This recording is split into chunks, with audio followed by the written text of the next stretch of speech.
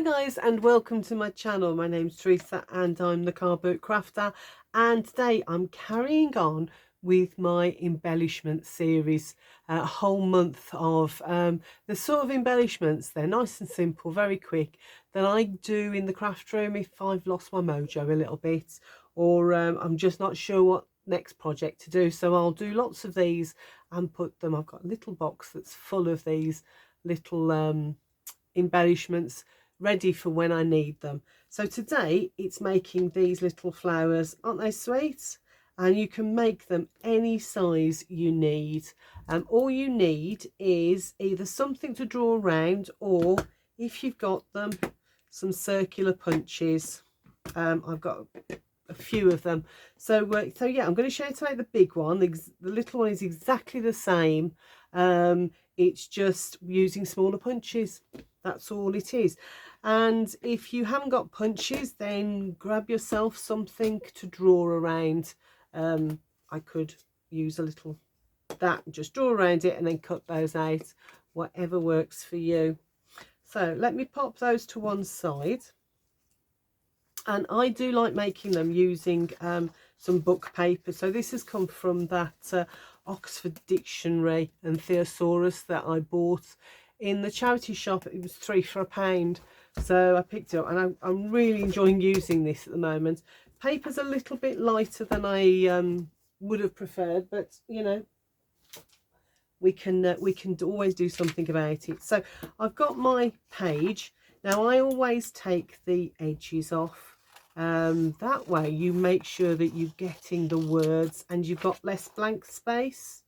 I hope that makes sense. It just means if you're punching or cutting out, you're not getting all of this on the edge. So I just run my scissors all around the top, bottom and both sides, just to get rid of that. As you can see, they're all very, very plain and blank, and I can use them in other projects, or I can just dispose of them. So all you need is to either draw 7 circles or punch 7 circles out. And I always like to have a look and see where I've got most text before I start punching, and then I'll just punch them out like that. Oh, that one's a bit stuck. Let's get that. And I will do the whole page. Usually I can get my 7 circles, which is what I need for this project. Normally I can get my 7 circles out of one sheet if I'm careful about how I'm using them. So once I've got all 7 punched out, what I like to do is to grab my distress ink and just give them a little bit of colour. So especially as this page is so it's such a light page to be working with. I mean, I could keep it that way, but the great thing about using such a light page is it takes the ink really, really well, and I can use whatever colour I want. So some of my projects I might use a pink or a blue rather than this is vintage photo, and because it's so light, I like to give a little bit of a swipe across the middle as well, just to dull that down a little bit, give it a bit of age. And when I've done that to all 7 of my circles, I can move on to the next stage. Pop that to one side. So I'll leave that one. So that's going to be the background. And my other 6 circles, I'm going to fold. Well, I'm not folding. I'm just going to do it in half and then just crease one corner. I'm not going to crease all the way up because I don't need it. Crease. I just want to pinch it so that I get a little pinch like that, and that's just my guide for telling me where I do my next 2 folds. And my next 2 folds are very familiar if you've seen some of my other videos. We're just going to bring the circle across to meet at that corner and create a little crease and create that. So I don't bother using my bone folder, but you can if you want. So I'm just doing that, coming across just over where that crease is. I'm using that to create a point, because I'm then going to do exactly the same on the other side. So I'm creating a little point there and creating that sort of dart shape like that. So let me show you. I'm going to fold all 6 of them. So, and sometimes I will look at the papers as well, bearing in mind that some of my papers will have little bits of blank on. So that page, there's lots of writing on that side, so I'm pinching it this side, because that side then, that blank bit will be hidden when I do my fold. So I'm going just over what will be the centre. So there's my point that I've pinched there, like that. And I'm going just over what would be the centre. And then I do exactly the same on this side, creating that nice point there and trying to keep it fairly even both sides. What I don't want is to have a really thick side and a really narrow. And I'm going to do that with all of my papers. So pinch again and then bring across, and it goes really quickly once you get into the rhythm of it. You can do absolutely loads, and you don't have to do this, you know, do them one at a time. What I sometimes do is sit in front of the telly and batch make. So I'll sit with my punch and punch out, you know, several pages of circles. Then I'll get my inks and ink up all of those circles, and then I'll sit and just fold up loads, absolutely tons of them, so that I've then got them all ready for when I want to bring my glue in, and then all I've got to do is put them together. That's a bit far.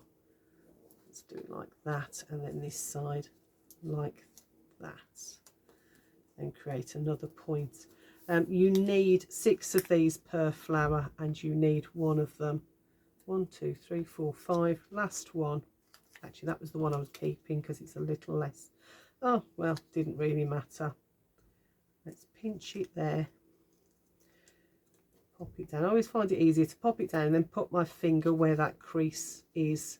Just helps me to keep it nice and sharp in the corner, and you'll see why it needs to be quite a nice sharp point on there. Don't worry too much if it is slightly unbalanced like this one is, but don't have it too unbalanced, so that you've got one that's like all the way across like that. You wouldn't want that sort of unbalance. But then again, if they're all the same, then you might, because it all goes to creating your flower. Once you've got to that point, bring in my glue, which is stuck. Let's use the other one. I can unclog that one later. And just put glue all over this one that you haven't folded. So all the way around like that. Making sure you get the edges and the middle, because we want it to stick down. I put plenty of glue on because it gives me a little bit more wiggle room. And then we're just going to, by eye, put the point of each flower to the middle point, and then butt it up to the next one, and keep going all the way around like that. Butt them up like that, and keep going. And if you're not sure whether you can get all 6 in, then give it a trial run first. And if, like me, you've got a little bit of a gap there, you've got a little bit of wiggle room to move them round. So, because that one, as you can see, is slightly overlapped. So you've got a little bit of wiggle room to move them. And once you're happy, let's shift that one across slightly. Once you're happy, then you can leave that to dry. That's my glue has oozed a little bit. Great thing with a self-healing mat.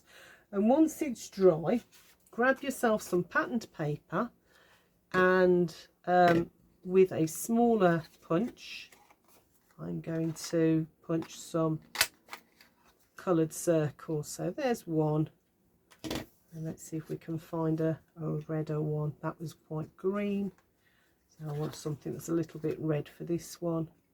This is Christmas paper, but it doesn't really matter because it's only the colours that I'm after. And there we have one that's a little bit more red. or maybe I should actually, let's not use that one. Let's use one that's a little bit more cream instead as a contrast, and then just glue them on to the middle, right in the middle of that flower, like that. And I'm going to do the same with this cream one. A little bit of glue on there. That glue's coming out a little bit quicker than I would like, but hey ho, there we go. So that's our flower, and then I do like to pop a little gem in the middle of that as well, so very carefully get that one off. And where's my pokey tool? It's just easier to position with a pokey tool.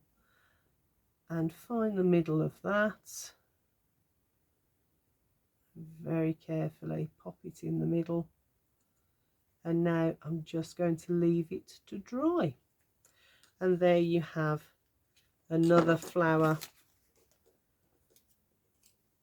A nice big flower like that. But as I say, that is this size, which is, let me grab my ruler. I think this is 3/4 of an inch. Yeah, it's round about 3/4 of an inch, or 1.5 centimeters on that, and that makes that size, which I think is really dinky, a bit fiddly, but well worth the effort. And then you've got these bigger ones which you can use in your albums or on the on your cards and things. What you could do with this one is glue it in and use it as a pocket to pop your notes in the back, or something in the back. You could even, those are big enough, and those are using a 1.5 inch circle punch. Anyway, that's another one of the flowers that I will often sit and play with, and I've done them in book pages. You don't have to, you can do them in any type of paper you want, or card. It works just as well. Anyway, I'm going to see you in the next video. Do give them a try. If you do tag me on Instagram or Facebook or whatever, yeah, I'll see you all in the next video. Take care. Bye for now.